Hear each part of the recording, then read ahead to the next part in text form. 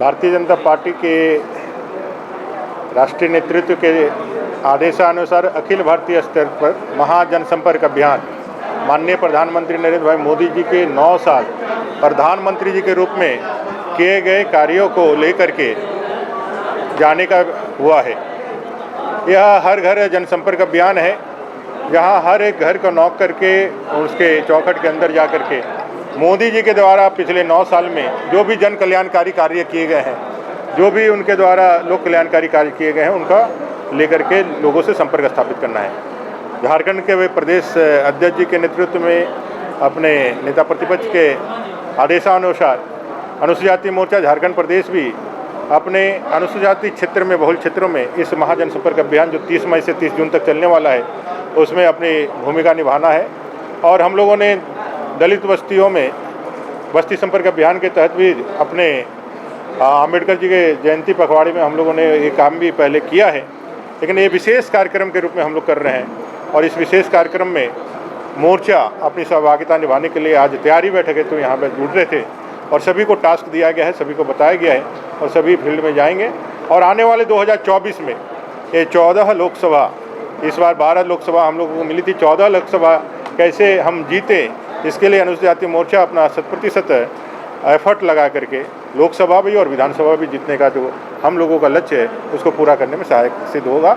इसको लेकर के तैयारी बैठे। क्या लग रहा है सर, कितना फीडबैक मिलेगा, क्या बेहतर रहेगा जनसंपर्क अभियान? जनसंपर्क में फीडबैक तो मिलेगा ही मिलेगा, क्योंकि जब आप मैन टू मैन आप उनसे जाकर के बात करते हैं, उनसे संपर्क करते हैं, तो ज़मीनी हकीकत तो ऐसे मिलती ही है। पार्टी के पास ज़मीनी जानकारियां हैं, हमारे कार्यकर्ता निचले स्तर तक हैं, जानकारियां हमको रहती है। लेकिन एक अभियान जब चलता है लगातार तो उसका माहौल पूरे देश के अंदर रहता है। सभी लोग एक महीना सिर्फ इसी काम के लिए रहने वाले हैं, सारे सांसद, सारे विधायक, सारे लोग एक महीने सिर्फ और सिर्फ इस जनसंपर्क अभियान में जुटने वाले हैं। कई प्रकार के कार्यक्रम इसमें होंगे, जिसमें लाभार्थियों के साथ मिलना है, प्रबुद्ध वर्गों के साथ मिलना है, खिलाड़ियों के साथ मिलना है, ऐसे सभी लोगों के साथ मिलकर के करना है। तो ये पूरा कार्यक्रम इस तरह से डिजाइन किया गया है कि पूरे देश के अंदर जो अपने 100 अरब देशवासी है वहाँ तक हम कैसे मिलें, कैसे जाएं और उनसे कैसे संपर्क करें। कोई घर में पर्चा किसी के हाथ से नहीं पहुँचाना है। भारतीय जनता पार्टी का एक एक कार्यकर्ता हर घर में जा करके हर एक व्यक्ति से संपर्क करके मोदी जी के किए गए कार्यों को वहाँ बताएंगे। देखिए, ये तो जाहिर सी बात है, लामबंदी का कारण भी बनता है, क्योंकि मोदी जी के नेतृत्व में जो करप्शन पे 0 टॉलरेंस उन्होंने किया है।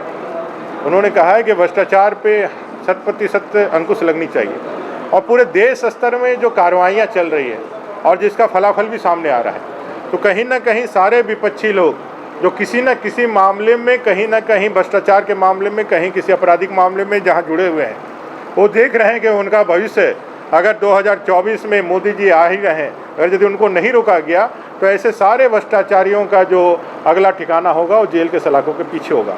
इसलिए सिर्फ भ्रष्टाचार को कैसे जो किए हैं उसको कैसे दबाया जा सके, वंशवाद की राजनीति का ये आखिरी परीक्षा है।